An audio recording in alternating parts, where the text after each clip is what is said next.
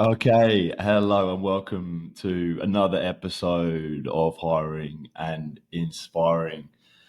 Today's guest is maybe one of the most anticipated guests I've ever had on the show. It's a very old and dear friend of mine. Chris Magill joins me on the show. Now, Chris is, as I say, an old friend of mine. We met, I can't believe it, probably over 10 years ago now, at university back in our uni days. Spent a bit of time abroad together, on exchange. Stayed close for the years that have passed since, and since then, McGill has gone on to build himself a really successful career in the cybersecurity space. His background in channel marketing and partnerships. And I know he's been super successful. He's recently made a career change, moved to a new company. So I'm really looking forward to catching up with him, shooting the shit, catching up on his new role, and finding out a bit how he's been getting on most recently. So, McGill, with that introduction, mate, welcome to the show. How are you getting on? Cheers, Joe. Yeah, doing well, mate. I'm not going to call you Joe. That's stupid. It's Cutler. You'll always be Cutler. Hiring and smart. Bloody hell. But yeah, I'm doing well, mate. It's been an interesting start and a half. Been here about three months now since the new kind of roles come into play. But yeah, as you say, Yeah. I've built myself up really from scratch in terms of the business kind of piece, and it's been a hell of a ride, if I'm honest, alongside still trying to do my all on the social kind of side of things, which is it's always a balance and act. You are very much well aware with your own activities and whatnot. But doing well and glad to be here, mate. Good to hear, mate. Because when we last caught up, it was actually when I was back in the UK in London. At the time, it was sort of maybe September, October time. You were kind of in between things. You were, I think, on the cusp of securing this new role with Esentire. Leaving your previous role with AlertLogic, where I know you were for a long time. So it's been maybe for maybe 3, 4, 5 months since then. How would you sort of summarize how you've been getting on so far? How's it all been going? Yeah, it's been a bit of a whirlwind, but class, in all honesty, mate.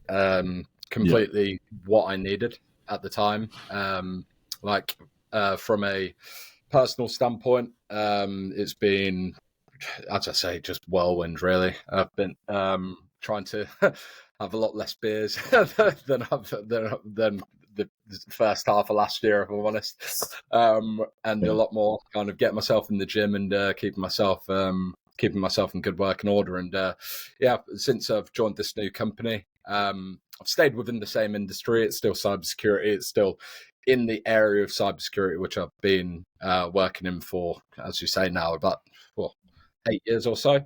So quite similar on that kind of front. But the new company I've joined, really impressed with it, really liking what they do. It's a great solution.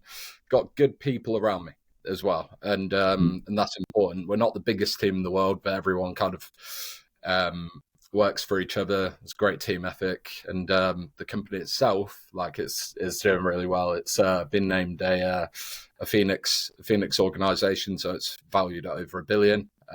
It's on its way up, and we're still achieving year growth for the company itself. Since I've been here, I think it was their record quarter for Q3, and for the company this year, record year. So at a time where a lot of people are being laid off in the market, in the cybersecurity space, been lucky enough to land on my feet, really, and can't ask for anything more in the space, really. So no, it's been class, to be fair. Yeah.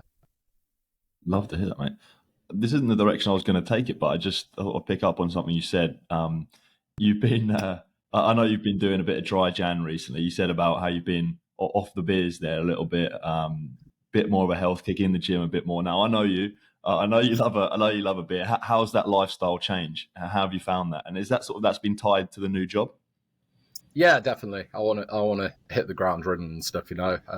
Something that's been really kind of key to what I'd say my success is work ethic. And if you're not feeling top of the range, you're not gonna perform, right? It's how we like. I know at university days we didn't really kind of take that approach, but with age, the hangovers get a hell of a lot worse. And but no, you need focus in your life and stuff, and I feel like that's been like a really nice driver. I've had some family issues that have come up in the past year or stuff, so it was also to do with that as well, kind of get myself in a bit of work in order to make sure I can kind of cope with everything going on outside. But it's been an interesting one. It's been a different kind of way of approaching it, and I say I'm kind of doing that approach, but December, Christ, I'm talking every couple of days. that dry January was absolutely needed. Everyone's calling me a melt for doing it, but Jesus, if I didn't, I wouldn't be. I would be here right now, but I wouldn't be looking like I do right now. I don't doubt it. Well, mate, that's good to hear. I think that sort of the clear head is so important, especially like to get to be at the top of your game. You can't be going out drinking all the time, especially in the work environment. Let's get back into the role. So your job title with the new company Esentire, field channel manager, like day to day. Just tell me a bit about maybe what are your summer responsibilities? What is that sort of job looking like? Yeah, sure. So essentially I'm here to help partners take our solution and sell it to their addressable market for a commission, and they do that via discounts that we provide to our partners in order for them to make a profit on it, but also realise the kind of partnership benefits as well, getting things like MDF from us and building like a go-to-market plan to be able to drive solid business going forward. And like in terms of the role, like day to day, I'm working with so many different types of people. That's one of the key benefits of the role, I'd say. I'm working with people in sales, I'm working with people in marketing, I'm working with leadership, technical people as well. You name it, I'm covering it. And I need to make myself valuable to them, essentially, because we're in a very competitive, some may call it saturated market. So there's always one of our competitors on the door, knocking at the door, just trying to get in where we may make a slip up or something. So I'm always having to make myself valuable to all these different types of people, and I do that in different ways, right? So the sales teams, it's about enablement predominantly and providing them with campaigns and incentives to be able to want to work with us and see opportunities within their existing customer base where it's not too much of like I'd say an increase in their workload or something. It's to try and make it as easy for them as possible for them to be able to help them hit their number. From a leadership standpoint, I'd say it's making sure that they look good to their managers as well, by saying, look, I brought on this new offering. They're doing really well. We've sold a couple of deals and we're looking to do more of this stuff going forward. So it's about hitting their KPIs. Then with like marketing, for instance, it's how we can make it as easier for them to tie what we're doing into things that they're already taking to market. So prime example, a lot of organizations are going to cloud at the moment. And cloud's one of the vectors which a lot of cybersecurity breaches are happening, right? It's not everyone's used to it yet. There's a lot of education out there. A lot of people don't have the time to take the medicine and learn about it, essentially. So we're going after that opportunity a lot of the time. We're helping them understand what cybersecurity means to them and their customers to make it easier for them to build it as their value propositions to take their customers and win business that they otherwise wouldn't be going for. So like on a day-to-day basis, as I say, loads of different things, loads of different types of people I'm engaging with, loads of different types of projects. And it's all the way from planning, execution and evaluation to day-to-day in the trenches, getting on the phones, emailing, and really just building that connection with our partners' businesses and trying to get as close to them as possible and ultimately get as close to their customers as possible as well. And it's a lot of hard work, but there are some great perks to it. I get to travel with the job, get to visit partners. I've been to Amsterdam a couple of times since I've been here, visiting a couple of partners. Haven't gone too far or heavy on them trips yet. One of them was in the Heineken brewery, which was which was a lot of fun. Getting to meet new people, both internal and external to my business. It's great. It's a great role for anyone who doesn't like to sit in their arse all day and do the same monotonous thing all the time. But at the same time, when something does happen and they need to respond to it in an efficient kind of way and find a positive in where there could be a bit of negativity, doing that. Yeah. Doing it in the easiest, most efficient, well, not easiest, but most efficient kind of way for all parties. Yeah. So good, man. And for someone who's listening, maybe who doesn't necessarily have too much understanding of, when you talk about working with partners and the channel and that kind of stuff in your world, your cybersecurity tech, what does that actually mean? Who actually are the sort of partners, and how does that sort of model sort of fit together? So there are different types of partnerships, right? So like a lot of I like to look at it in two different ways: funded partnerships and partnerships where you're both putting in the same amount of effort to be able to get an outcome. Ultimately, it's a give and get relationship, so both sides of the partnership prosper. Now, I obviously work in the cybersecurity and the IT space. A lot of these kind of things they're using partnerships to be able to address new customers. Like that would be, for instance, from a vendor standpoint, that's like why we partner with organizations like value-added resellers. So one of my partners, for instance, Softcat, they've got thousands of customers, but they've got a lot of salespeople aligned to these things as well. And as one man, how am I going to get through everyone? So you need to be able to focus in different areas. But ultimately, they're trying to sell something new into one of their customers in order to hit their benefit of hitting their sales targets. And for me, it gives me a better chance of being able to do it instead of being able to create a solution internally, which will take 18 months to try and sell it themselves. So a lot, like I'd say, it's always about need.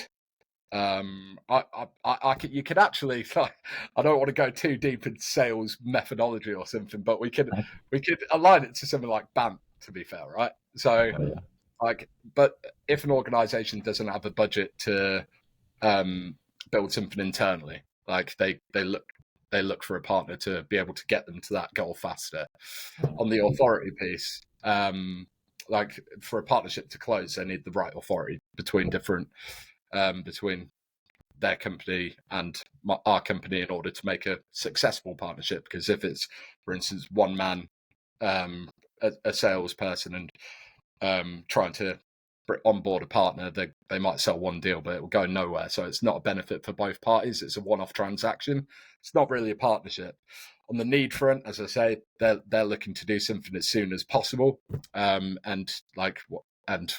be able to fulfill that demand. But at the same time, there's a timeline. If there's a need for something, they want to get it done quickly and stuff, right? So they'll look at onboarding a partner to be able to get to that end outcome as quickly as possible. So, like, I wanted to tie it quickly back to that because that's how I kind of see that thing. But I really see it as like what I'm doing and partnerships or like breeding good partnerships as like you can even put it to like a relationship or something, right? For someone who doesn't really understand it, like, and that would like for forming a good partnership or something. So, like the discovery phase. Are you about to drop relationship advice here, mate? I for the least relationship savvy person in the world, I call myself one of the best relationship managers in channel game, mate. I've got all the theories and no practice. Hit me, apart from the industry. So discovery, right? That's essentially your Tinder out there. You're going through all the different companies and trying to find the right one on the surface of things, and it's probably more about luck than anything at that point, right? But then you get into the details of it. From like you're trying to understand if technically it's a fit. You meet common goals. There's a shared culture. Okay, that might progress into something like a relationship or something at that point, right? And then if everything works well from that point on, trust is developed. If you're following processes, like, for instance, I'd say a few things which I spoke to previously, actually, like with salespeople, if you're constantly feeding them with the right information to be able to go about finding new customers and maybe bringing some to the table yourself, you're going to build trust. If you run a marketing campaign which works out really successfully and helps the marketing person within the partner really prove to their boss that this is a great way to go, like that's going to build trust on that side as well. And to leadership, if you're constantly selling, they're going to advocate it as well. And what does that build? Trust equals a good partnership, but also long-term prospect, which can convert to marriage. Bosh, that's Jenga, mate. That's partnerships in a nutshell. Trust, consistency, and then at the same time, just doing all the right things by your partner, being your internal advocate for the partner to make sure that they're represented well internally, and at the same time they're doing the best thing for you on their side to be able to do the right things by you to help this partnership go forward. Now that whole partnership space and everything you've just touched upon there, you're clearly very passionate about it, mate. You're very you clearly know your stuff. You've been working in it for a long time. I'm gonna give you an opportunity to inflate your ego a little bit and pat yourself on the back a touch. Obviously, you've stuck around doing that and done well in this whole partnership space for a long time. What would you say that as things that you've done that have allowed you to have success in this industry? Maybe this is someone who's thinking about getting into your particular space and thinking, what do I need to do to achieve success? What advice would you give that person? What would you say you've done well that has allowed you to thrive in this particular space? Sound good question. I'm going to go with the easy one because everyone says in every industry in the world, including football as well, work hard. that is number one. Yeah, right there. You can be awful at your role, but as long as you're doing the right things by the company and you're putting everything into it, like no one can say you're not trying. And at that point, like it's on the company to be able to take you to correct what you're doing because you're showing everything, you're giving everything at that point. But if you don't work hard, like that's the one thing which you can actually bring to the table: a bit of tenacity, a bit of pull up your sleeves, as you will, and whatnot. And that was a big thing for me. Like early days, I'll talk to it a little bit later, but I was awful at the start. I was shocking at what I did. I came into industry and I didn't know. Like we went to Coventry, didn't we? And obviously Groningen, which I'm sure we'll come on to a bit later as well. But I understood market and theory, had never applied it to anything in my life, was expecting, David Acker's theories of brand awareness and all these kind of things. Oh, it'd be great. And in theory, it's great. But when you walk into work on day one and you're like, right, what are you going to do then? You're kind of like, I don't know, I thought I'd be told what to do. It's not like that. In some jobs it might be, but not in mine. So you've got to just work hard and just show you're in it for the long haul. Another thing on that as well, I was told in my early days, after about 3 months of being in my role in the original channel marketing role that I was in, and I was almost given an ultimatum for like, look, do you want to be here or not? And at the start, I wasn't working that hard. I'll put my hands up and say to that, but it was a frank conversation, and I thought about it, and I was like, you know what, I can improve a lot here. And I started staying late. I started giving it my all. I started asking to attend sessions that I didn't need to be a part of and stuff. So, as long as you're putting in the hard yards, you'll eventually get to the point where you learn everything that you need to know in order to excel in what you're doing. So I'd say work hard's the central kind of component of it. A few other things come into that as well. Be open to learning. As I mentioned before, I used to put myself in situations to essentially just there was no need for me to be there. I wasn't kind of conducting a deal, or I wasn't talking a customer through how they should set up a solution in their architecture or something like that. But I'd sit in on those sessions to try and begin to comprehend it, and it takes time, but it works, you know. I'd say networking as well. It's obviously what the sales game is all about. You know that as much as anyone. It's who you know a lot of the time, as much as if you're good at something. If people trust you at the end of the day, they're going to put you in front of people that they trust as well, and that's how business works. So I'd definitely say that networking piece is massive as well. An interesting one that I'd like to put out there as well, it's under promise, over deliver. There's nothing like someone out there who talks a good game, and then when it comes to when it comes to game time, we've all seen it, haven't we? We've all seen it on the football pitch. We've all seen it on a night out. We've all seen it in the workplace and whatnot. Be that guy who stands out and kind of, wow, I didn't know he was capable of that. So I like those unassuming kind of people. So I'd say that they're like the kind of things. But then just going back to like normal kind of be yourself, but just be nice, be reliable. Like they're the main kind of things for me. And you can't go too far wrong. They're the things which I'd say which I've tried to kind of bring into my workings from day one, and it's gone all right. I think the main thing I'm taking from that is ownership. Like you took just complete ownership on your career to drive it forward yourself. Like there wasn't the handouts. No one was going to hold your hand through it. No, as you said on day one, no one really sort of told you what to do. You took it on yourself 6 months in or whatever. It was like, right, only me is going to. No one can really do this for me. I've got to do this myself. And I think that's so relatable to pretty much any job, any career. Like it's on you to drive your career. Really, your company can give you the tools, but it's only on you to make it happen. And it sounds like that's massive in your role and your career so far.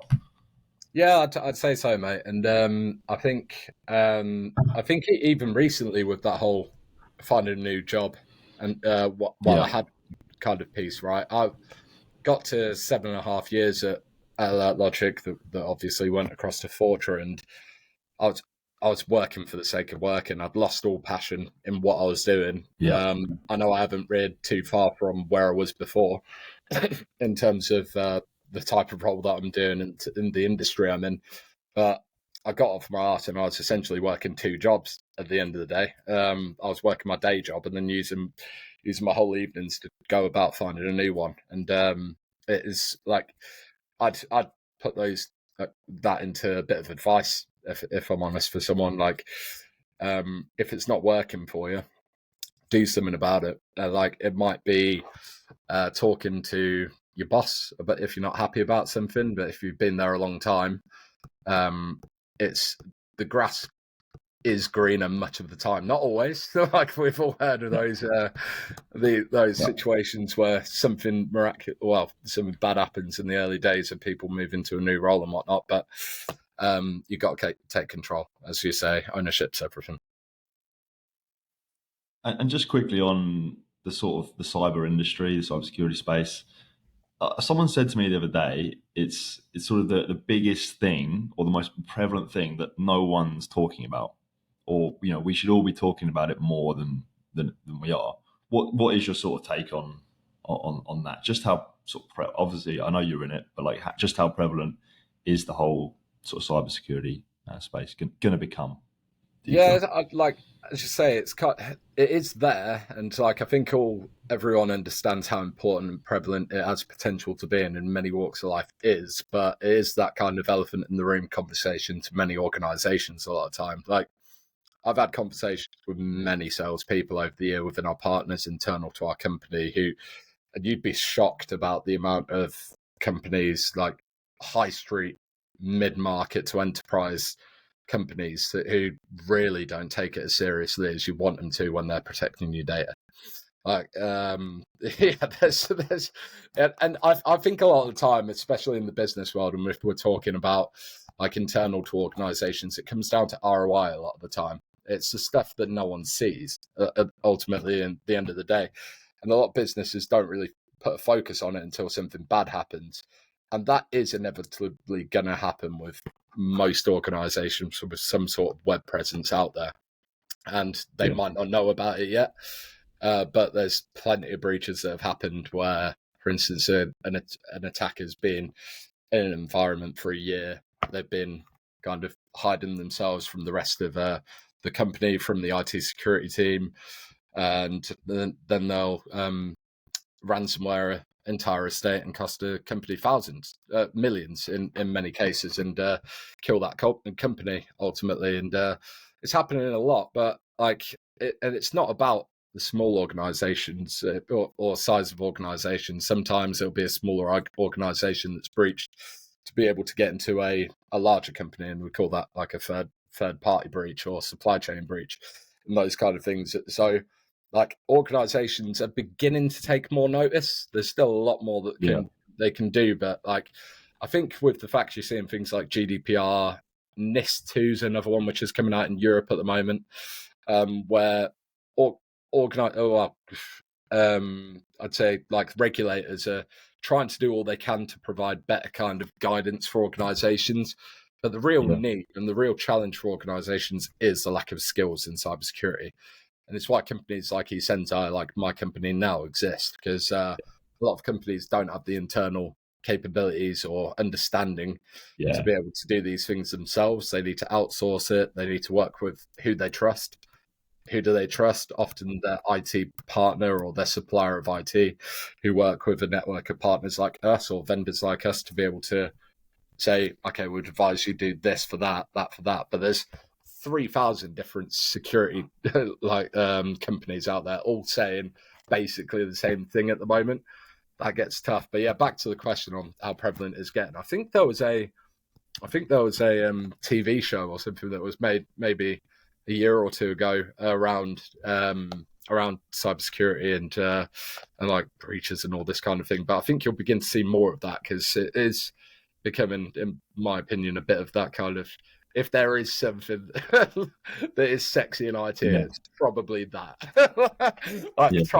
Try to protect orgs from the bad guys, essentially, and it's that kind of physical combative kind of area of the industry. So it's definitely more to come, and in terms of prevalence, but the importance of it, everyone's addressing it now because budgets are going up for it as well.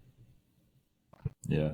Did you see that thing with the I'm not sure how long ago it was, the Bangladesh bank was like moments or one little slice of luck away from getting breached and billions being taken from it.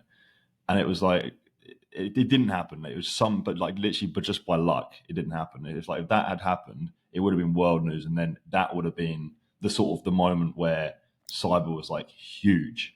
Yeah. But it's, it didn't happen, but it sort of feel like it could have very nearly happened.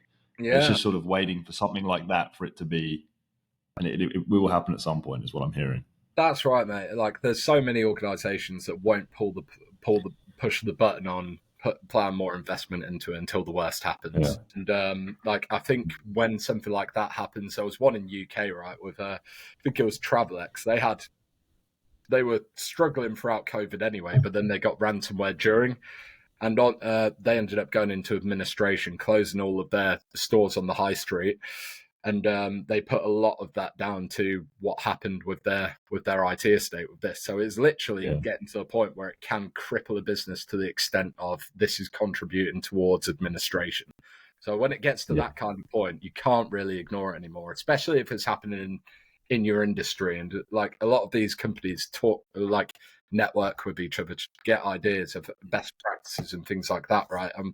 I've seen recently in the housing association sector, which was breached quite a couple of organisations were hit last year. I think it made the news. I don't want to mention them in case not, but and from that point, a lot of organisations are kind of pulling together, understanding, okay, that worked for you. Okay, let's do the same thing. But then everyone in the industry, on my side of things, in the vendor world, kind of catches wind of it, and they're like, right, everyone's going for the same bit of business and stuff, and it gets so competitive at that time. And that's when you really need, for instance, good partners and good relationships to be able to call upon, to be able to get you as close to that customer as possible and be able to make a sale.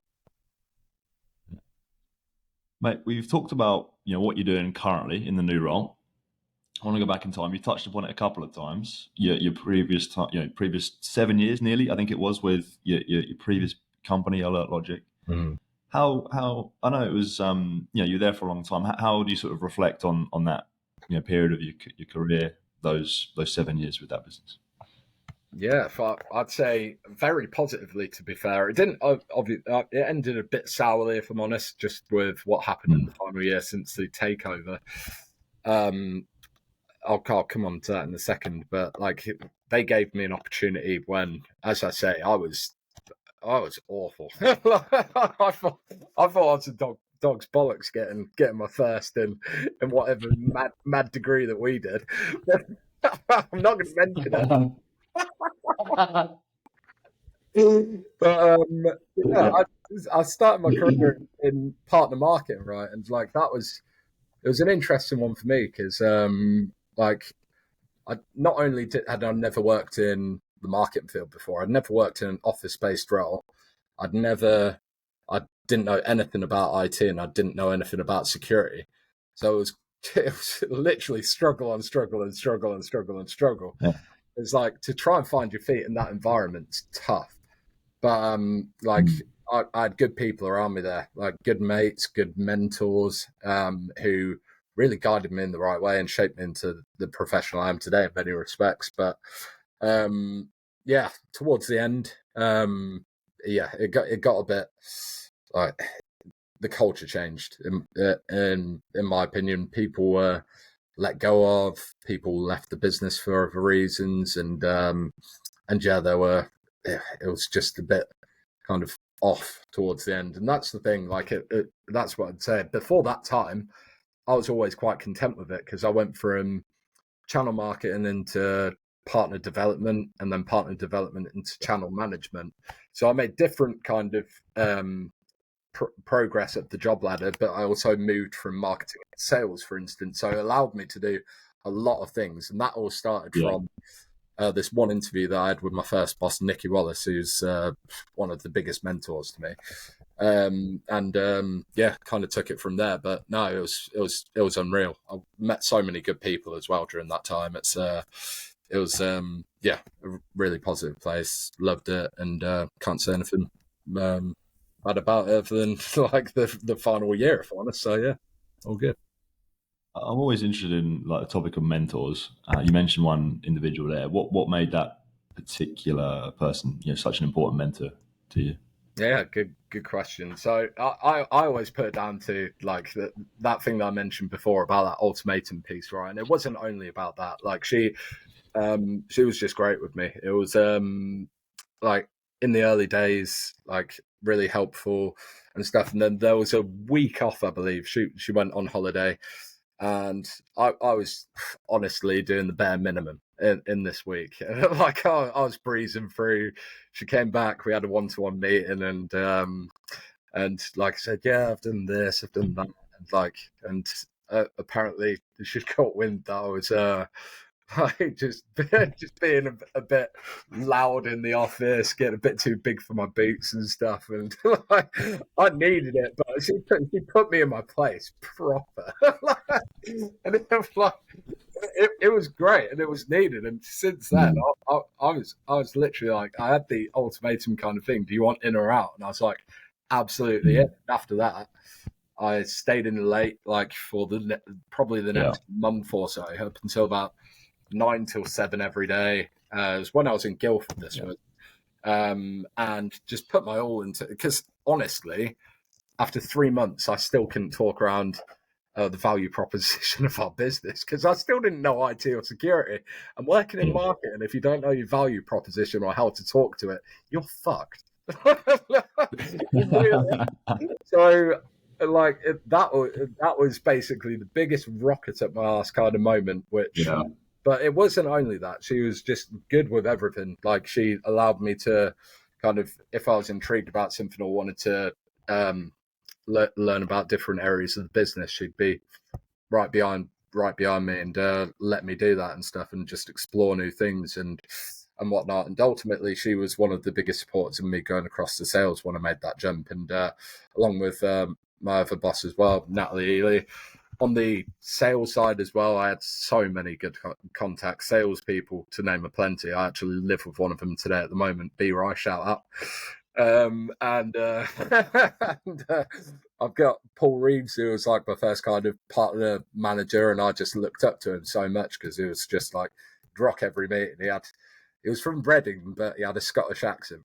I was taking the mick out of him from day one, and we just got on like quite well from that point. He liked his football, he liked his drinks, and yeah, we got on well. And that's what really kind of got me into thinking that partner management game looks pretty good.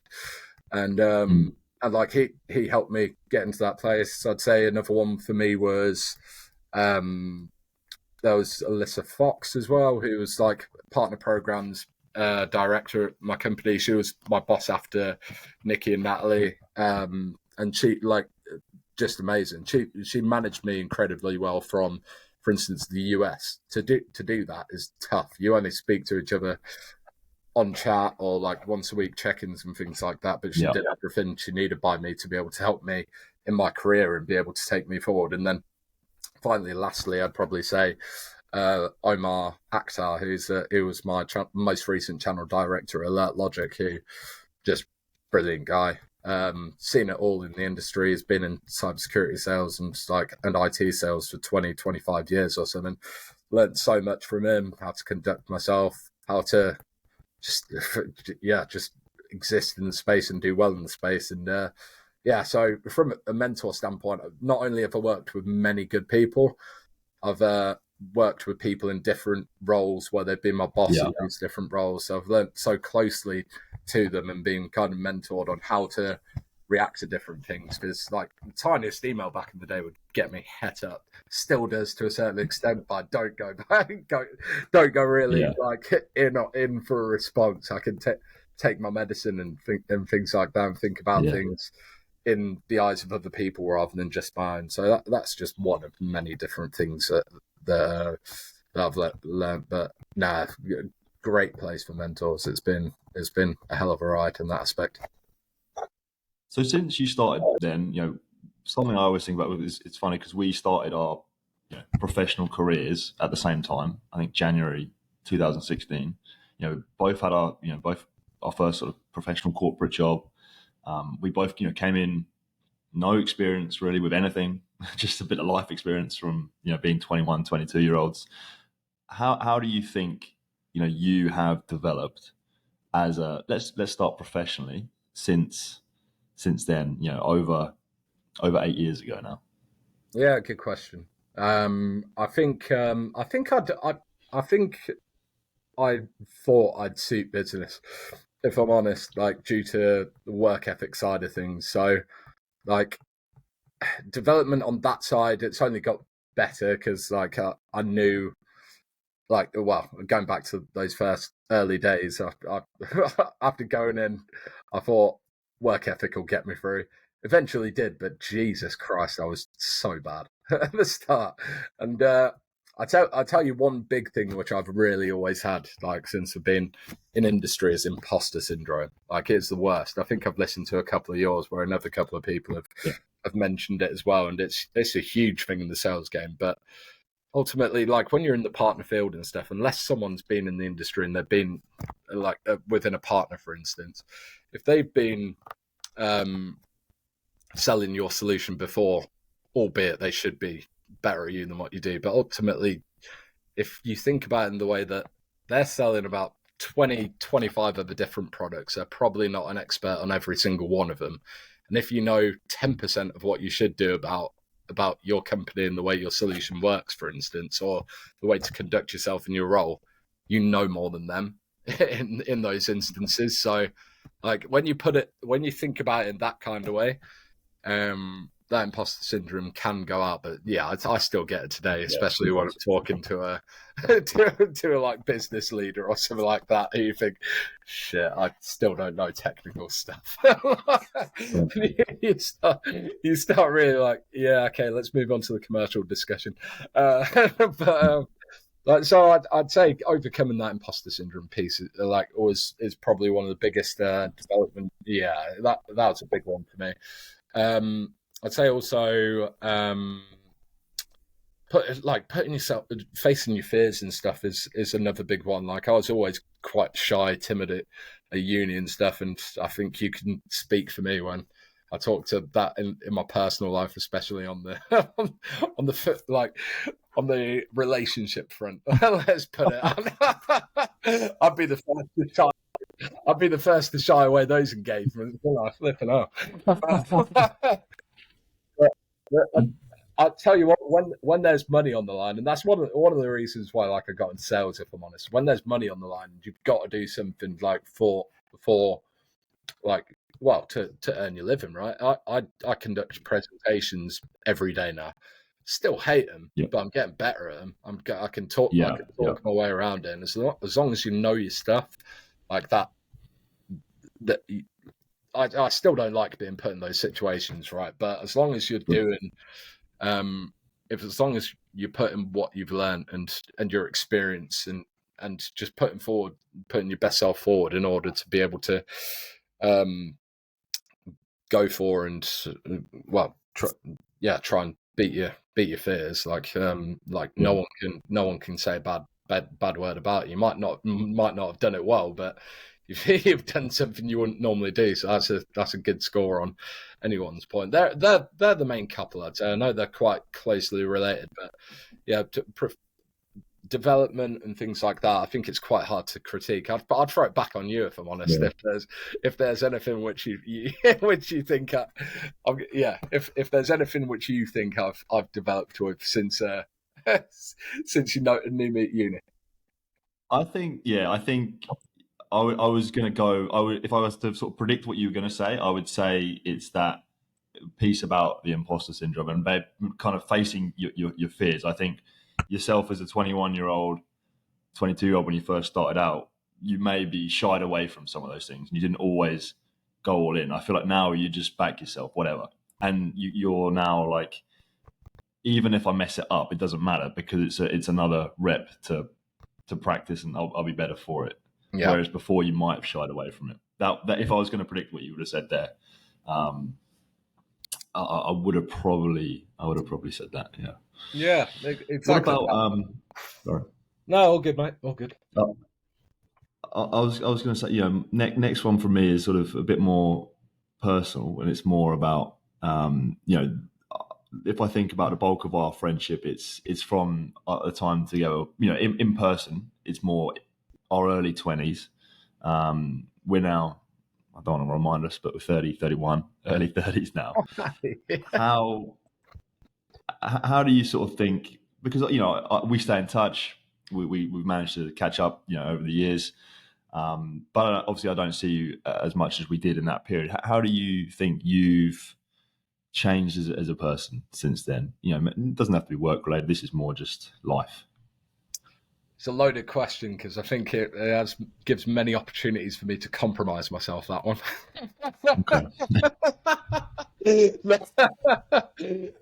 We've had some good times, haven't we? I'd say, how many countries we're seeing? 8, 10? We've done a few, yeah. Not over yet, eh? Yeah. And I think. So, what is it? How much about what's changed? As a person, yeah. Cool. Yeah. All right. I'd say I look at things more rationally now. Like, I was a very kind of immediate, like, quite reactive, on edge type person sometimes back at uni. Yeah. Now I think about everything like in perspective, really. Well, I try to as much as I can based on experiences of what I've had, and that's everything. I think experience, it really is. Like, if without the experiences which we've had both in the personal or professional domains, like you're not the person you are, right? You'd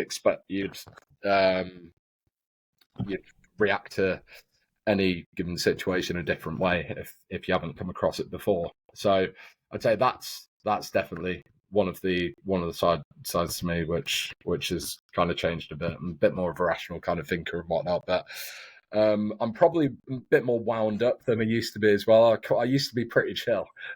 I can get pretty stressed now. I'm getting a few greys and whatnot. It's why I keep a close blade one back inside these days, so you can't see it as strongly. But they're still chop it off. Yeah, they're still coming through the beard. I often give it a cheeky little pluck time, but no, I definitely say that's another one. Like I could a bit more snappy sometimes, especially when Cam's being an arsehole in the chat. Mode of reference for everyone who's listening, that's one of our mates from Groningen, and he's a Liverpool fan and never shuts up about him. So you can sense why that is the case. Shout out the Sunday Club group chat. But yeah, so pretty wound up. I'm a bit of a perfectionist, if I'm honest, these days as well. Yeah, okay. I told you before coming on, I've made a couple of notes before coming on here, and I'm kind of treating it, want to do it all right. But even for every call that I ever work and stuff these days, don't go as far as like a script or whatnot, but I've always got my notes there of points I want to refer to or get answers from, but like my goals of the call and whatnot. And that's basically for everyone. I know what I'm going to talk to, but like when you're in the heat at the moment, you can easily forget stuff. I hate, for instance, only clarifying things on phone call because like it like you've never got that trail of evidence back and stuff. So I'd go to the extent of any conversation I have, I'll ping an email, make sure that it's record on there, and even if someone doesn't respond to it that way, I've done my bit. There you go. Like, this didn't stop because of me. So I'd say another one of those things. Like I've seen things backfire, and again, I'd say that's an experience thing. Like someone might promise them and they didn't follow through with it, and like you're not going to say, well, he said it. Like who's going to prove otherwise, right? So you always need to kind of look out for yourself. Say as well, I'm a big fan of email. Actually, to that point, more so than I ever was growing up. I couldn't even write an email when I was growing up, but then I went for an essay stage. Still do that sometimes. When you need to get a point across, context is everything, and I abide by that. But no, it's so yeah, another one of that. But again, I'm going to put that back to you. How have I changed? No, I've got one. I think one thing I was thinking about, and we kind of spoke about earlier on, you know, that whole ownership piece. I think back when, you know, we spent a lot of time together, you know, 10 years ago, a lot of the time you would blame the world for your problems. You would sort of, it was someone else's fault or it was whatever. You would be frustrated at the world, and then I think over the time you've learned to sort of take. It's actually I'm half the time it's the problem. I'm the problem. I need to take responsibility for this, whatever that that the situation could be. I think that's definitely something you've improved upon. I think I've developed on. Yeah, I think one of the main things for me on that front has been like I barely ever look at, for instance, the news anymore because like I think that like and. That whole blame culture and things like that, I think, comes from sources like that. Everything's negative these days, and like you see, like I keep talking about footballers, but half my life's watching football a bit of the time, right? So, got to draw the parallels. But everything that happens, like anything bad that happens, always seems to originate from someone who's out of the know. It's just conjecture or something like that, and that. Now I look back on it, those kind of blaming assumptions and stuff might have come from like how much I was kind of watching TV and stuff in the past, or like I was probably seeing it day to day, or like before social media, like kind of seeing how the world worked in the playground and whatnot, and seeing like, okay, that's how it works. So like if you're about to get in trouble, say, well, it was him, it wasn't me. Screw that. I'm pretty good with that. I weren't exactly a teacher's pet back in the day. It might come across that way, but I found out quite early it's who you know in those circumstances. So they'd let me get away with absolute murder in classes and whatnot, and like just for like being all right. Like, right, so how's it going? And then they'd let you eat in class or something. Great. So, yeah, that rings true big time. Good call. Yeah. How do you reflect on that period of our life when we were at uni together? Even the exchange we did abroad. I know it was a long time ago now, but for me, it's something I think about it all the time. To be honest, it's something I often go back and think with some happy memories and some good times we had. How do you sort of look back on that period? Well, I wouldn't be sat here right now without it, and I wouldn't be sat on this call if it weren't for it either. So, best time in the world. Learned fuck all, but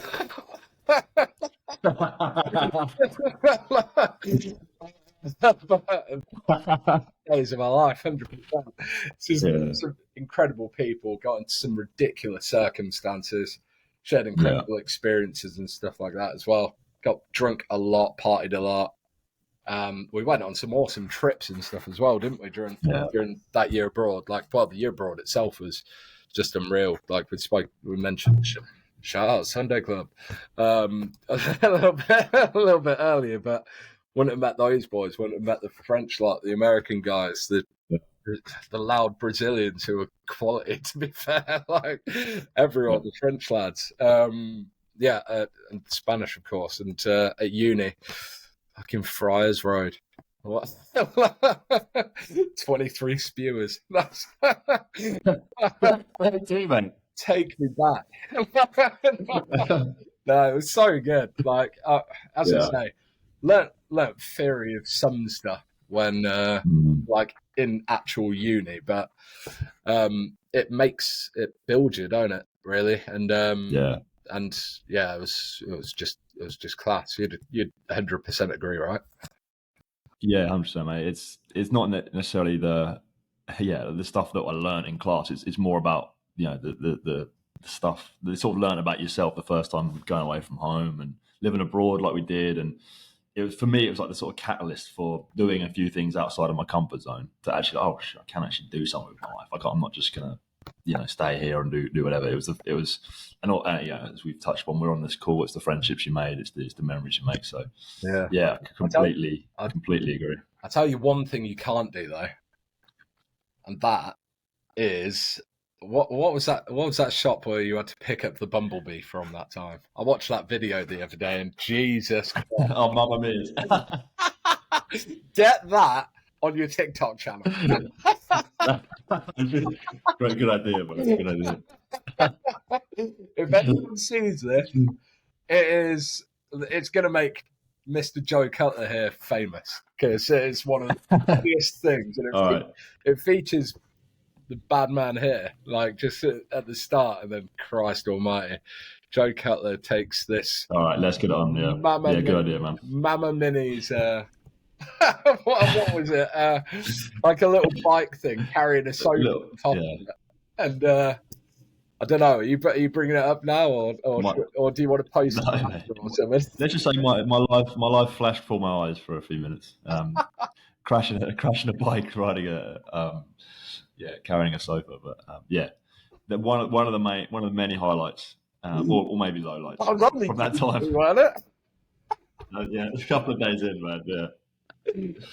When I was still thinking, who's this weird lanky guy who I've been sat in the same lessons for the last 2 years and always thought, I'm better than him. That's what you thought? Yeah. Oh, mate. Unbelievable. Mate, we've spoken about the past, what you're doing currently. What about the future? What can I expect from you in the next couple of years? Couple of years. Don't know about that, but this weekend I'm going to watch the almighty Magpies versus Luton Town at St James's Park with my boy Ian Mackay, which I cannot wait for. So thinking that a bit further outside of that would be sick. But Magpies, I want to continue in the role as I think I've got marketing background, I've got partner development background, proved myself as a channel manager, and then see what potential opportunities arise from that point. To be fair, that'll be 10 years in the channel by that point in partnerships, and that'll be a breadth of kind of understanding of how to do channel marketing, how to do channel sales, and how to kind of manage successful partnerships if they're successful. Plenty of them have been, but you often get the odd one which doesn't go as according to plan and stuff. But yeah, I don't know. But obviously there's still a lot of things I need to learn. Like finances aren't my strong point by any means, and if you want to be a director in channel, you need to be able to coax up new sales strategies that align with budgets and that align with targets and those kind of things. So that's something that I definitely need to improve on in terms of my acumen. But yeah, from an experience standpoint, my kind of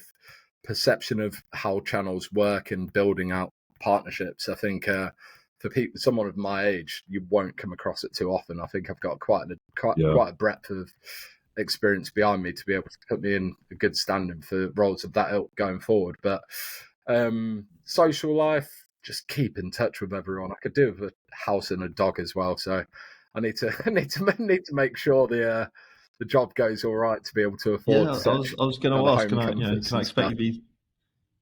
I was going to ask, can I expect you, settling down anytime soon? You happy in London? What's going on, mate?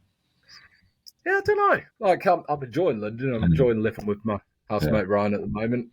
Been here for 18 months again to this time since coming back from COVID when I was in Peterborough.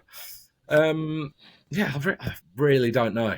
Like, I'm always tempted to look across to Australia and join you over there, or no, I know another few members of the group are obviously looking and stuff, and I'm obviously like, oh God, everyone, it feels like everyone's leaving, but then again, I've got incredible bunch of mates back at home who I grew up with, and and I'm not sure if they're going to be moving anywhere anytime soon, so it could be a case of going back there. So at the moment, really don't have a specific item on the agenda for where I'm going to go to, but I think I could do with my own property at that point, and like I've been saving plenty last bit of time, especially when I was living at home over COVID, so it can happen when I want to. It's just about when. But as I say, I want that dog piece sorted sometime in the near future as well. Right. Mum and Dad never Dad kind of did, I think, but Mum was always a bit, well, when you go to university or leave home, who's going to look after the damn thing?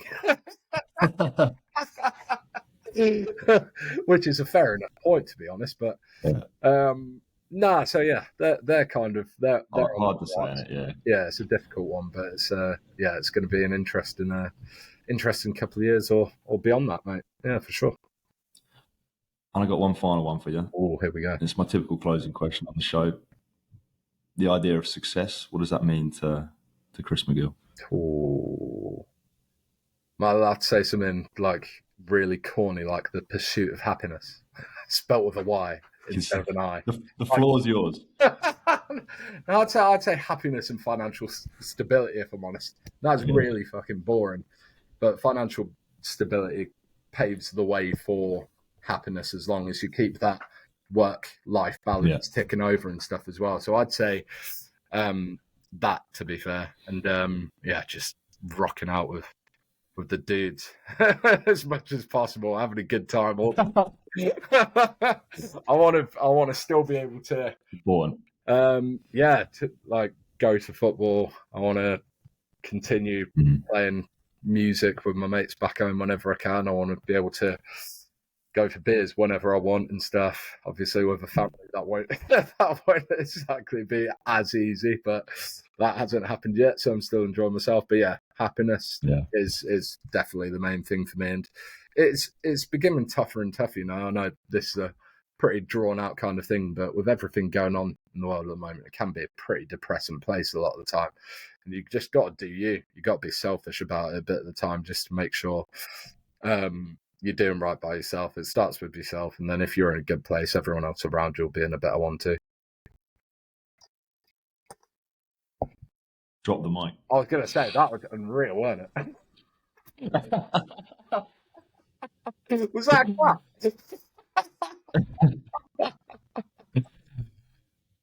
Chris Magill, Mag Dog, Maggers, Captain Insano, thank you very much for joining me on the show today. I really enjoyed that conversation. I got a lot from that personally. I'm sure anyone listening will hopefully enjoy that as well. I appreciate it as a friend, and I appreciate you coming on and doing this. So you've been doing some great things, and I'm sure that will continue long into the future. So thank you again, mate, and I'll talk to you soon. Joey C, Mr. Cutler, Sea Dog, the Blade. How many more? Not the McCain chip. That was me, wasn't it? Cheers for having me, mate. It's been great to be on, and hold tight. Your crowd who are watching. Take care.